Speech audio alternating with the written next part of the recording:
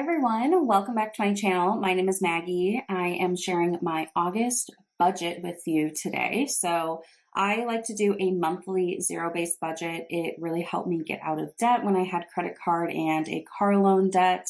I've been debt-free for a while now, so I continue to use a zero-based budget because it helps me kind of tell my money where to go, and I've been able to achieve quite a few financial goals using this method. So today I'm going to share with you my August budget. I like to start with my calendar view. So I have a second calendar spread here in my planner that I fill in all of my bill due dates and anything else that's going on throughout the month that could impact my finances. So in purple, I have my bills, like my mortgage and my power, subscriptions, things like that. In yellow, I have my weekly spending. So on Fridays, I give myself a spending allowance. And on Mondays, I typically grocery shop. And that's when I do, kind of my grocery spending there. I have a couple of boxes kind of highlighted with some special events. So first is I have a wedding to attend in Wisconsin. I live in Minnesota, so it's just the next state over, but we will be driving over. So I'm taking Friday off. We're going to drive over. The wedding's on Saturday and then drive home on Sunday. So I have that marked there. My boyfriend and I are both going, and we have budgeted $200 for a gift and then $400 from the vacation fund for like the hotel and gas and, just any other kind of miscellaneous spending there. So that's actually going to be kind of split. We'll figure out what, all the costs are, but the 400 vacation is what I have set aside there. Then on the 10th, I have a half day. And on the 24th, it is actually my boyfriend and one of my closest friends' birthdays. They share a birthday. So I already have gifts taken care of. I'm kind of a person that likes to buy gifts early and then it kills me to hold on to it. I've had his gift hidden in my closet for probably like 3 weeks already. So I'm itching to give it to him. So yeah, that is also something that's happening at kind of towards the end of the month. So that is really the excitement for August. Looking at this, the only other kind of special thing is on the 7th, I have a Chewy order. I use Chewy to get my cat's cat food and litter. So that is scheduled to come out here. I have it on every 9 or 10 weeks. So this will be a Chewy month, but that's what I use his sinking fund for to cover those costs. So anyway, that is the spread here. Let's go ahead and start talking through some numbers. Okay, so this is the template I use. I like to put it on paper. I do this in a spreadsheet first, and then I put it down all on paper.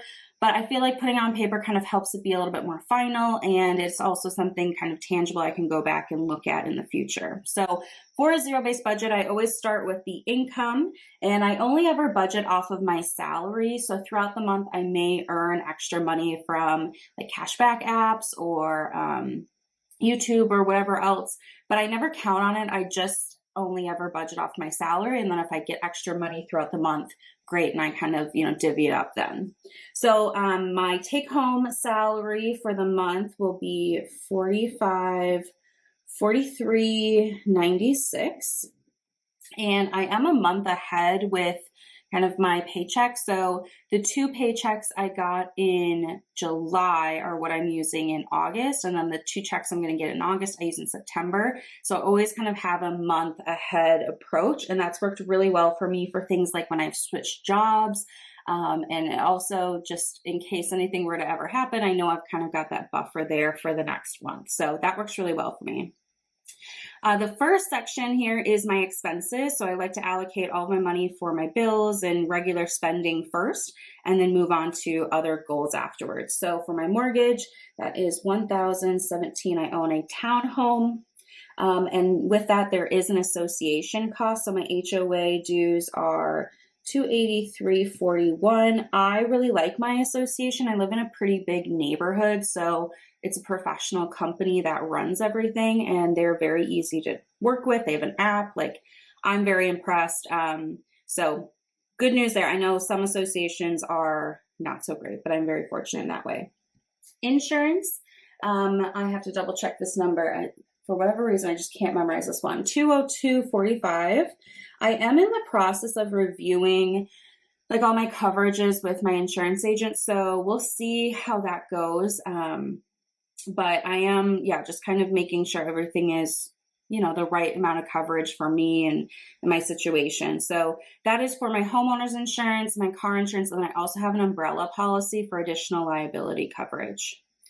Utilities will be $80.97 for the month. And if you are new here, what I do is I have a kind of pool of money set aside in my checking account. And then I let my utilities come out. And at the end of the month, I look at how much, came out. And in the next month, so in July, $80.97 came out of my utilities. And now I am replenishing it so that my checking account, how much I have in there is back up to full. I do that because I don't get all of my bills prior to the time I need to make a budget. So this works really well. It's kind of like a revolving sinking fund of sorts.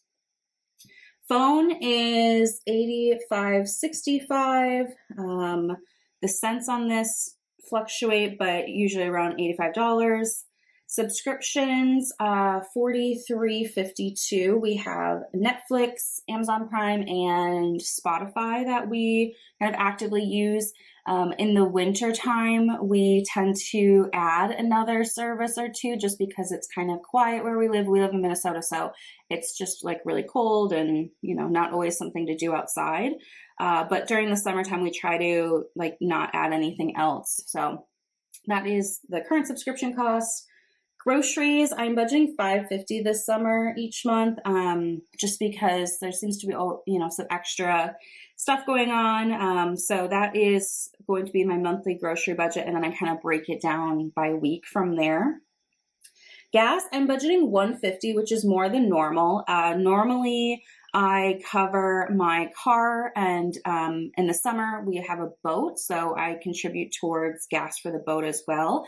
But because we're making the trip for the wedding, I wanted to put a little bit extra in here just to help buffer that. I'm not sure if I'll need the full $1.50, but I kind of would rather have it than not. So I'm going to budget $1.50 there, and we'll just see how that all kind of shakes out. And then spending, this is my personal spending. $500. This is for, eating out, getting a coffee, Amazon purchases, just all of kind of that bucket of personal spending. I just find it easier to have one line item for that instead of all the different categories. So this total is kind of a fun number today. It's $29.13, no change, which I thought was really interesting. I don't know that I've ever had a budget go that way because I do budget to the penny. So that's kind of fun. So that means my remaining, if I subtract $29.13 from my total income, I have $16.30.96 remaining. So this is going to be my starting balance moving down to the next section of funds. So these are my sinking funds and savings that I'm currently working on. So let's go through this list here. First is annual bills or annual. This helps me cover anything that, I purchase just maybe once a year. I just had to renew my car registration tabs. And then I also have a fishing license that I had to get. So it's really nice to contribute a little bit every month so that when those expenses come up, I know they're already covered and I don't have to move things around. Miko is my cat and he's getting $100. I'm kind of bulking up his sinking fund right now. I do need to do a dental appointment for him. I'll probably wait till the beginning of the year, to be honest. But between his food and litter and vet costs and stuff, this should definitely cover it and then some. Incidental is kind of like my miscellaneous or my cushion. I always budget $50 a month. And this just helps supplement anything kind of random that comes up that doesn't really have a good category, or if I have any bills that go over. So in July, I actually had to update my driver's license and I just used my incidental fund to cover that cost. And it's really nice to kind of have a miscellaneous. I'd highly recommend that. Okay, vacation is going to get $600. So we have the wedding. I'm budgeting $400 for that. And then we kind of last minute threw in a international trip in September. So in September, we'll be going to Dublin. I'm super excited. It's a work trip for my boyfriend, but I'm going to tag along. So if you have any recommendations of places to go, to eat, to see in Dublin, we don't really plan to do any day trips just because of his work aspect. But if you have any recommendations, I would love to hear them in the comment section below. So I am kind of bulking this up. So we have that in September, and then at the end of the year in December, we're also going on a trip for Christmas, but that has pretty much already been paid for, the flights and hotel and all that. I just need like spending money. So I think I should be okay there. Beauty is going to be getting $70 this month. Car will be getting $40. And what I typically do is if I have extra gas money at the end of the month, I put some of that into my car fund just to kind of build it up. This is predominantly for things like maintenance and, just like if I need any repairs, oil changes, things like that. Gifts will be getting $130 this month. And then giving will get $70. Health is going to be getting $50. Home is getting $50. And then my emergency fund, per usual, gets $20. I do have a fully funded emergency fund, but I just like to put $20 in every month just to help it grow a little bit and to keep up with inflation.